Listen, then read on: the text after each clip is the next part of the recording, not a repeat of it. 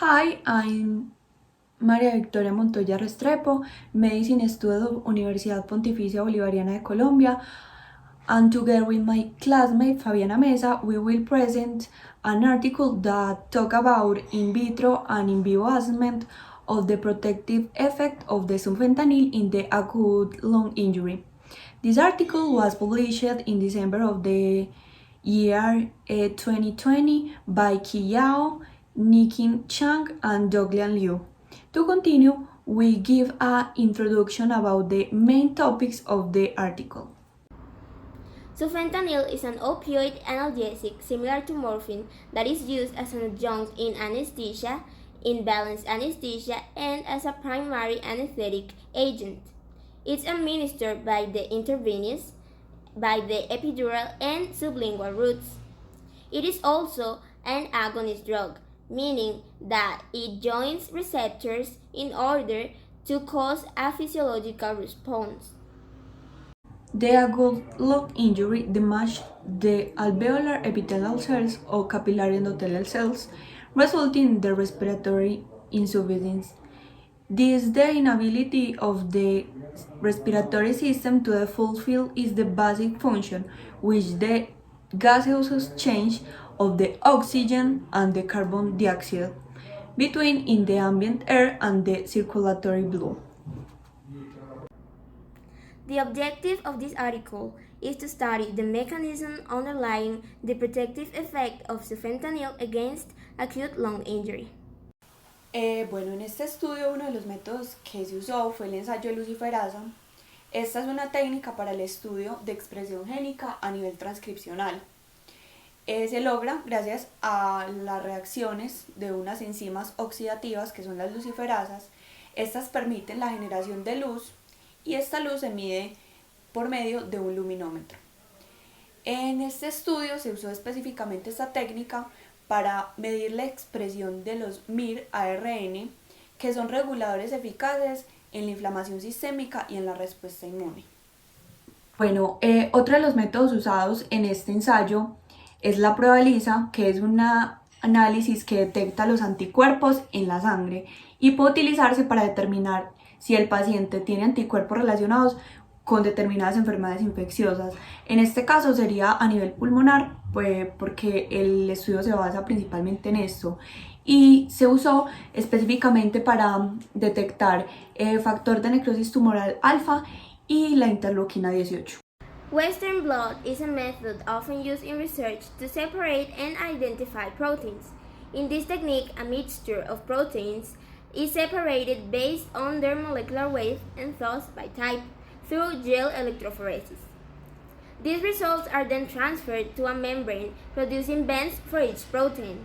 In this article, Western blot was used to identify the expression of apoptosis-related proteins and high-mobility group box 1 proteins, nuclear factor signaling, and MIR 129-5P. PCR is a method used to amplify a specific sequence of genetic material to identify the presence or expression of a gene in a sample. In this study, it was used to determine the expression of MIR 129-5P and of HMGB1 mRNA. Podemos observar dos resultados. La primera es una placa histológica coloreada con hematoxilina eosina y la segunda es un Western blot.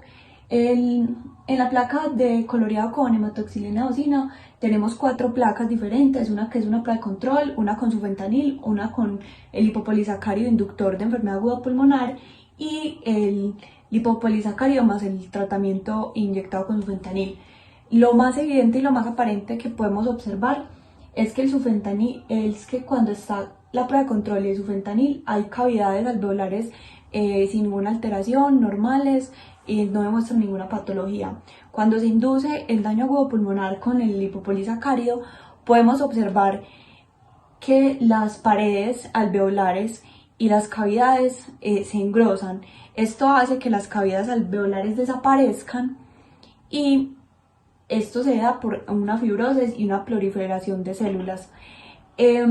Después de haber sido administrado el sufentanil, podemos ver que vuelve casi al estado normal sin mostrar ninguna patología, y esto indica la efectividad del sufentanil. Luego en el Western blot tenemos que principalmente cuando se aplica el polisacárido, el hipopolisacárido, lo que más expresa realmente es el bacillus caspasa 3 clivada, y que por el contrario desaparece el BCL. Y podemos observar que al ser administrado el sufentanil como tratamiento, desaparecen notoriamente los indicadores de apoptosis. En este ensayo Western principalmente lo que vemos evidenciado son proteínas de vía de señalización para procesos infecciosos y para procesos autoinmunes. Estas fueron las que se evaluaron en este caso. Realmente los resultados más significativos fue que cuando se aplicó el hipopolisacárido inductor de daño pulmonar, las que más expresaron fue la proteína de alta movilidad HMGB1 y esta que sería la PNF-KB P65. These results are from a tunnel assay. This method is used to detect the DNA breaks formed when DNA fragmentation occurs in the last phase of apoptosis. Now, the most relevant result can be seen in the column that belongs to the group of rats treated with LPS plus sufentanil, in which you can clearly see a great amount of DNA fragments that you can observe as blue dots. That means that after the treatment, there was evidence of an increased apoptosis activity.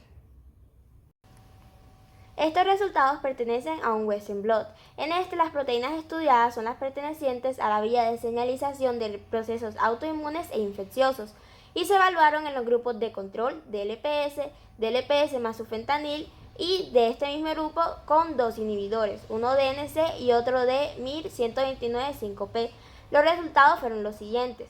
El grupo de control y del inhibidor NC expresaron la proteína IKBA, la cual inhibe la proteína encargada de regular la respuesta infecciosa. La LPS estimuló la expresión de las proteínas de señalización y el inhibidor de MIR-129-5P se opuso a la respuesta terapéutica del sufentanil, al no verse estimulada la proteína IKBA y en cambio a aumentar las proteínas de señalización infecciosa. Now I continue with the discussion. The first author is the J et al. The MER and the HMGB1 axis has been reported to regulate toll-like receptor for NF-JB silane in the we agree that this correlates with the study. Second authors are the Blackwell and the Sinner et al. They studied acute lung injury after the hepatic coagulation, a correlation with the NF-kappa beta activation and the cytokine productions. A meliorative effect gospin against acute lung injury in the experimental sepsis model of the rats, and we agree that the correlates with the study.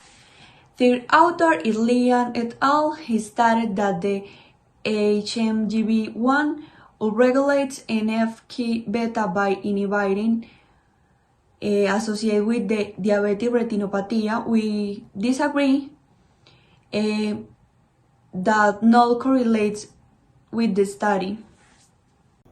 Our first conclusion is that with the help of molecular biology, we can study the gene flow of a cell, and this provides us the mediums to generate many pathways in which a disease, a pathology, or an infection can behave in a patient, and apply that knowledge for further treatment decisions. Our second conclusion is that regarding the article previously exposed, molecular biology allowed us to corroborate the theory that sufentanil plays an important role in inflammatory disease, and that with more research, it can be used to aid patients with acute lung injury and provide avenues for clinical treatment. And our third conclusion is that molecular biology supplies medicine with its experimental basis, and that becomes an important assistance in the understanding of the different pathologies and opens many possibilities to an early and effective diagnosis.